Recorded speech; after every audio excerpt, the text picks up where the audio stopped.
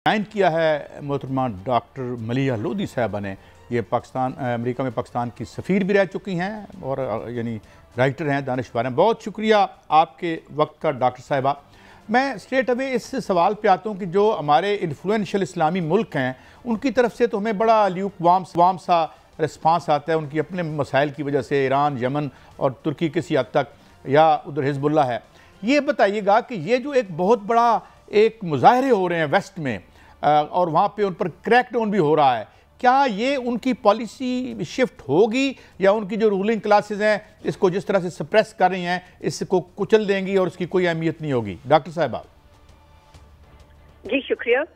मैं समझती हूँ कि जिस तरह के मुजाहरे हो रहे हैं दुनिया भर में, मगरिब में, मशरिक में, हर जगह, और आपने देखा है कि लंदन और वाशिंगटन जैसे शहरों में तो बहुत ही बड़े बड़े मुजाहरे हुए हैं और वो सब प्रो पैलेस्टीनियन मुजाहरे थे ज़ाहिर है।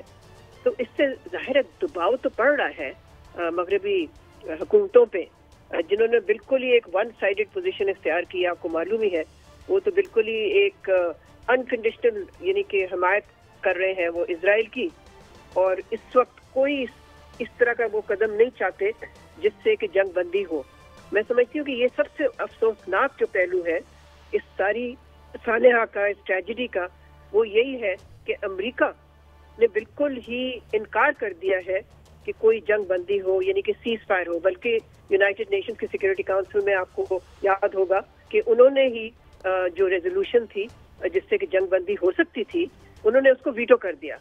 तो अब ये है कि ठीक है, अरब ममालिक की तरफ से और मुसलमान दुनिया की तरफ से, यानी कि हुकूमतों की तरफ से हम चाहते थे कि रिस्पॉन्स ज़रा ज़्यादा तकड़ा आए, लेकिन उन्होंने कोशिश तो की है। अरब मुल्कों ने OIC के मुल्कों से मिल के उन्होंने ही पास करवाया है UN जनरल असेंबली में जो करारदाद पास की है। लेकिन मसला सिर्फ ये है कि वो नॉन बाइंडिंग है, तो उसका लीगल इफेक्ट नहीं है, लेकिन उससे सफारती दबाव ज़रूर बढ़ रहा है अमेरिका पे। और फिर ये कि जिस किस्म की हम टीवी इमेजेस देख रहे हैं इस वक्त अल जजीरा पे खास तौर पे, उससे जाहिर है देखिए मगरबी जो पब्लिक है उस पर भी तो असर पड़ रहा है। और इसीलिए मैं समझती हूँ कि ये तो अनप्रेसिडेंटेड है। ये पहले कभी इस तरह के मुजाहरे नहीं हुए फलस्तीन की हमायत में, तो इसका असर जरूर पड़ रहा है। अब ये है कि उससे क्या पॉलिसी उनकी तब्दील होगी अमेरिका की या नहीं, ये अभी कहना मुश्किल है। डॉक्टर साहब, आपके सवाल में सारा जवाब आ गया। आपने फरमाया पूरी दुनिया में मुजाहरे हो रहे हैं, लाखों की तादाद में हो रहे हैं। मुस्लिम उम्मा प्रेस रिलीज भी जारी करती है, बयानात भी देती है, लेकिन इसके बावजूद अमेरिका टच से मस नहीं हो रहा और गजा को बारूद का बाजार बना दिया गया है। अगर ये अमेरिका नहीं होता और UNO की करारदाद भी नहीं मानता, तो आप क्या समझती हैं ये जंग इसराइल और फ़लस्तीन से आगे भी बढ़ सकती है, या ये कब तक, जब तक अमेरिका का दिल चाहेगा जंग जारी रहेगी और खुदा न खास्ता मुसलमान भाइयों पर ये होता रहेगा? आप ठीक कह रहे हैं। मैं समझती हूँ कि इस वक्त जो खतरा है वो यही है कि ये खित्ते में जंग फैल ना जाए, और इसीलिए अमेरिका पूरी कोशिश कर रहा है। बल्कि उनका जो वज़ीर ख़ारजा है एंटनी ब्लिंकन, वो तो कभी एक अरब मुल्क चाह रहा है, फिर किसी और अरब मुल्क चाह रहा है इजराइल के अलावा।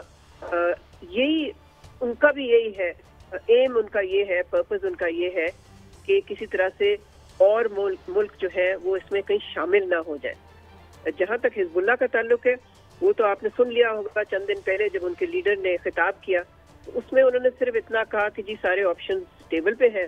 अभी हमने कोई, लगता ये था कि वो ये कह रहे हैं कि अभी फैसला नहीं किया, लेकिन इसका भी तो एक है ना, खास तौर पे अमेरिका और इजराइल को तो ये है ना खतरा कि जी कहीं हिजबुल्लाह अगर इस जंग में कूद पड़े तो फिर इजराइल के लिए दो फ्रंट सिचुएशन हो जाएगी, और इसके अलावा भी फिर अमेरिका भी ज्यादा इन्वॉल्व होना शुरू हो जाएगा। आपको पता है अमेरिका ने 2 एयरक्राफ्ट कैरियर्स भेज दिए हैं, एक सबमरीन भी भेज दिया है।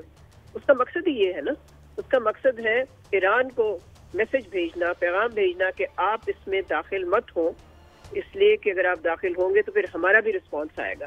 तो अमेरिका की तो पूरी कोशिश है कि जंग ना फैले, और मैं नहीं समझती कोई मुल्क भी चाहते हैं जो खित्ते में है कि इस तरह से कोई जंग फैले। अच्छा डॉक्टर साहब, गुजारिश है कि आप जो गजा में फ़लस्तीन में जारियत रबियत हो रही है, सारी दुनिया देख रही है, आपका एक्सपीरियंस क्या कहता? क्या ये चंद दिनों में इसराइल अपनी जारियत रोक देगा या मज़ीद चलाना चाह रहा है?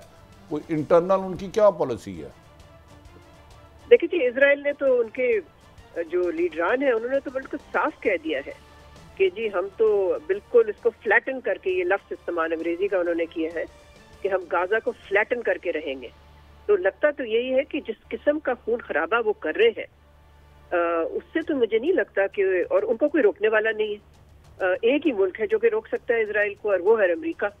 لیکن امریکہ تیار ہی نہیں ہے. امریکہ میں آپ کو پتہ ہے صدارتی انتخابات بھی آ رہے ہیں، تو وہ تو صدر بائیڈن تو ووٹوں کے پیچھے بھی میں سمجھتی ہوں کہ ایک وہ بھی ان کا ایک ان کے لیے ایک پہلو ہے یہ فیصلہ کرنا. لیکن دیکھیں یہ صورتحال جو ہے اس کا یہ بہت زیادہ جو دنیا پہ اثر ہو رہا ہے نا، جس سے کہ امریکہ کی جو کریڈیبلٹی ہے اس خطے میں وہ بالکل ہی آپ کہہ سکتے ہیں بہت زیادہ اس سے، یعنی کہ کرائسس ہے ان کے لیے، بحران ہوا ہے ان کا کریڈیبلٹی کا، اور اس سے ان کا انفلوئنس اور کم ہو جائے گا، نہ صرف خطے میں، میں سمجھتی ہوں پوری دنیا میں. ڈاکٹر صاحب ایک آخری سوال. ڈاکٹر صاحب آپ امریکہ میں رہی ہیں، آپ کی بہت گہری نگاہ. دنیا پاکستان میں الیکشن چاہتی ہے وقت پر، کیا صاف شفاف الیکشن چاہتی ہیں یا صرف الیکشن چاہتا ہے امریکہ اور ڈیموکریسی پاکستان میں جو ہے؟ جی میں تو سمجھتی ہوں کہ جو مرضی وہ چاہتے ہیں، ہمیں تو یہ دیکھنا چاہیے کہ پاکستان کی عوام کیا چاہتی ہے. مجھے تو کبھی بھی اس سے کوئی غرض نہیں رہا کہ کون سا ملک کیا چاہتا ہے. ہمارا فریم آف ریفرنس ہمارے عوام ہونے چاہیے، اور آپ کو معلوم ہے کہ ہماری عوام صاف اور شفاف انتخابات چاہتی ہے، وہ کنٹرولڈ الیکشن نہیں چاہتی. ملیحہ لودھی صاحبہ کی انفارمیشن کیا ہے کہ پاکستان میں اس وقت صاف شفاف الیکشن ہونے جا رہے ہیں یا کسی ایک جماعت کو کارنر کیا جا رہا ہے؟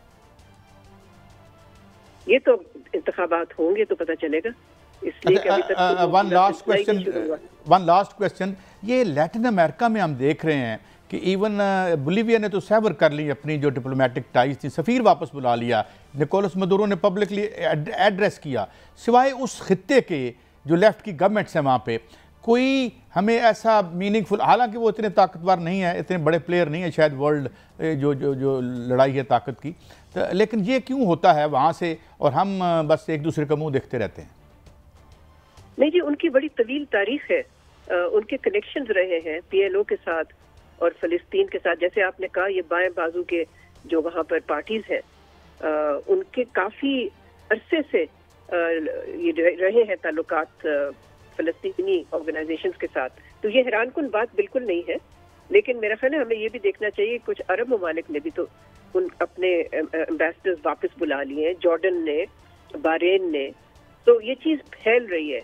میں سمجھتی ہوں کہ اسرائیل اور امریکہ اب انٹرنیشنل لیول پہ بہت حد تک آئسولیٹ ہو چکے ہیں.